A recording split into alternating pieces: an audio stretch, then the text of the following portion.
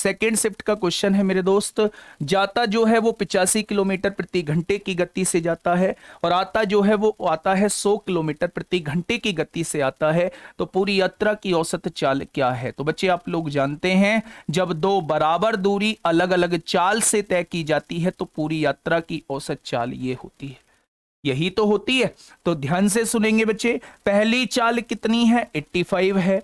दूसरी चाल कितनी है? 100 है। और दोनों को जोड़ेंगे तो कितना हो जाएगा? 185 है। बच्चा इसे सॉल्व कर देना, ये आंसर आ जाएगा। ठीक है, चलिए बहुत बढ़िया, आगे बढ़ते हैं बच्चे अगले क्वेश्चन की तरफ। क्वेश्चन नंबर 8 आप लोगों के सामने है। शायद वैल्यू भी चेंज नहीं की गई है। एक बार क्वेश्चन को पढ़ेंगे, एक बार क्वेश्चन को पढ़ेंगे और फटाफट मुझे जवाब देंगे कि क्या होगा इसका बिल्कुल सही जवाब। जल्दी से बताएंगे। क्वेश्चन नंबर 8 आप लोगों के सामने है। क्वेश्चन ने क्या कहा है? समान लंबाई वाली दो रेलगाड़ियां समांतर पटरियों पर एक ही दिशा में चल रही हैं। पहली रेलगाड़ी की चाल है 44 किलोमीटर प्रति घंटा। दूसरी रेलगाड़ी की चाल दी हुई है 32 किलोमीटर प्रति घंटा। एक ही दिशा में चल रही हैं, दोनों की लंबाइयां भी समान हैं, यानी ये भी एल है, ये भी एल मीटर की है। तेज रफ्तार से चलने वाली रेलगाड़ी दूसरी रेलगाड़ी को 72 सेकंड में पार करती है। तो बच्चे आप लोग जानते हैं जब दो वस्तु एक ही दिशा में चलती हैं तो दोनों की चालों, अगर मैं पूछूं कि दोनों की चालों का अंतर ही सापेक्ष चाल होती है, तो दोनों की चालों का अंतर निकालूंगा तो 12 किलोमीटर प्रति घंटा आएगा। मीटर पर सेकंड बना लोगे तो 5/18 से गुणा कर दोगे। चाल बराबर दूरी बटे समय होता है। दूरी दोनों ट्रेनों की लंबाइयों को जोड़ेंगे 2L आ जाएगा। और समय कितना है? 72 सेकंड का है। 2 से काटोगे तो 36 आएगा मेरे दोस्त। आएगा या नहीं समझेंगे। यहां से कितना आएगा? 6 दूनी 12 होंगे, 6 तिया 18 होंगे। अगर मैं यहां से बात करता हूं मेरे साथी, यहां से बात करता हूं तो यहां 5 दूनी 10 तिया 30 आ जाएंगे और 3 से काटेंगे 12 बार कट जाएगा तो 12 पंजे 60 दूनी 120। एक ट्रेन की लंबाई जो है वो 120 मीटर आ जाएगी। अब उसने कहा क्या है? उसने कहा रेलगाड़ियों की लंबाई का योगफल क्या होगा? रेलगाड़ियों की लंबाइयों का योगफल क्या होगा? तो वो दोनों रेलगाड़ियों की लंबाई का योग आप लोगों से पूछना चाह रहा है। तो बच्चे दोनों रेलगाड़ी, पहली भी एल है दूसरी भी एल है, क्योंकि दोनों समान लंबाई की हैं। तो 120 और 120 कितना हो जाएगा? सवाल का जवाब जो है वो 240 हो जाएगा। ऑप्शन नंबर ए इस क्वेश्चन का बिल्कुल सही जवाब हो जाएगा। ठीक है, चलिएगा अगला क्वेश्चन आप लोगों की सेवा में हाजिर है। क्वेश्चन नंबर 9 फटाफट बताएंगे क्या होगा इसका बिल्कुल सही जवाब। क्वेश्चन नंबर 9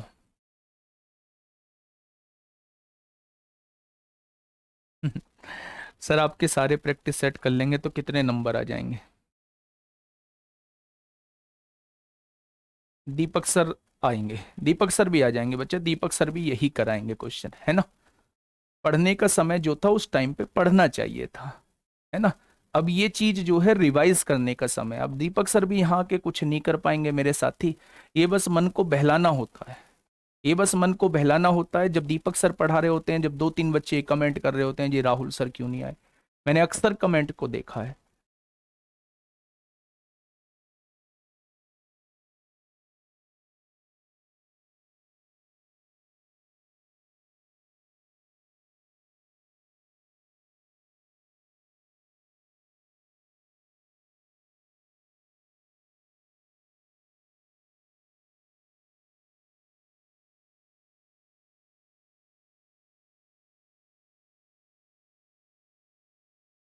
बताओ भाई।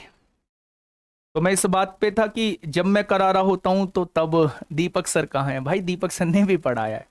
और जब दीपक सर करा रहे होते हैं जी राहुल सर आने चाहिए थे, 2-4 कमेंट मिल जाते हैं। भाई वो समय गया, जिस समय का आप लोग वेट कर रहे हो ना वो समय गया। अब वो है कि आप लोग चीजों को रिकॉल कर सको, है ना। बताइए क्या होगा इसका बिल्कुल सही जवाब। देखिए क्वेश्चन कहना क्या चाहता है। क्वेश्चन ये ना, एग्जामिनर आज वो तृतीयानुपात वाला नहीं था। ए एक काम को 6 दिन में पूरा कर सकता है, तो लिखो ना इस बात को 6 दिन में पूरा कर सकता है। बी उसी काम को 9 दिन में पूरा कर सकता है, तो बी उसी काम को 9 दिन में पूरा कर सकता है। वे सी की सहायता से इसे 3 दिन में कर पाते हैं। यानी अगर ए और बी और जो है वो सी की सहायता लेते हैं तो 3 दिन में काम को खत्म कर देते हैं। ठीक है, अगर मैं आपसे कहूं इन तीनों का एलसीएम कितना आएगा तो 18। एक दिन में 3 काम, एक दिन में 2 काम, यहां एक दिन में बच्चा 6 काम हुआ होगा। ठीक है, अब देखना मेरी बात को समझना, अगर ए जो है एक दिन में 3 काम करता है और बी जो है एक दिन में 2 काम करता है और तीनों ने मिलकर 6 काम किया है, ये दोनों 5 काम कर चुके हैं, तो क्या इसने 1 काम किया होगा, तभी तो 6 काम हुआ होगा। अब देखो वो कहना क्या, सी अकेला उस काम को कितने दिन में करेगा। सी जो है एक दिन में 1 काम करता है, तो 18 काम कितने दिन में करेगा। सवाल का जवाब हो जाएगा 18 दिन। सवाल का जवाब क्या हो जाएगा, 18 दिन। इस क्वेश्चन का साथी बिल्कुल सही जवाब हो जाएगा। अगला क्वेश्चन आप लोगों के सामने क्वेश्चन नंबर 10। क्वेश्चन नंबर 10 आप लोगों के सामने है, फटाफट बताएंगे क्या होगा इस क्वेश्चन का बिल्कुल सही जवाब। सर कल मेरा पेपर है बेटा, बहुत बहुत सारा ऑल द बेस्ट। डरने की आवश्यकता नहीं है, डरने का आवश्यकता नहीं है। मैंने कह दिया ना, मैथ में चेंज नहीं मिलेगा। मैथ मतलब 4 वाला प्रैक्टिस सेट, मैथ मतलब 4 वाला practice set as it is मिलेगा। जाओ बच्चे देख लेना जाके, है ना। कल मुझे बता देना, लाइव ही आके बता देना, बिल्कुल सबके सामने बता देना कि कोई चेंज मिला हो देखने को। फटाफट बताइए क्या होगा इसका बिल्कुल सही जवाब।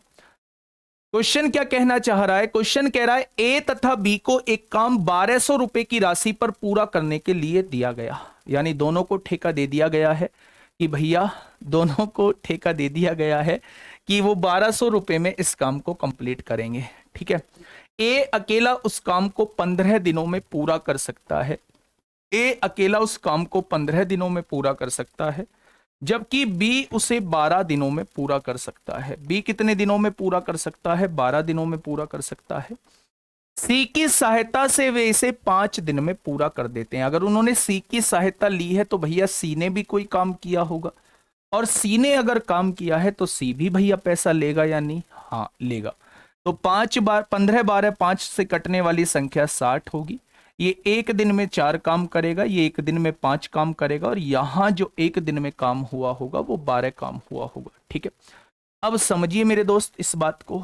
अगर ए की बात करता हूं तो ए जो है एक दिन में 4 काम करता है। बी की बात करता हूं, बी एक दिन में जो है वो 5 काम करता है। अगर मैं बच्चे तीनों को देखूं तो तीनों एक दिन में कितना काम करते हैं, 12 काम करते हैं।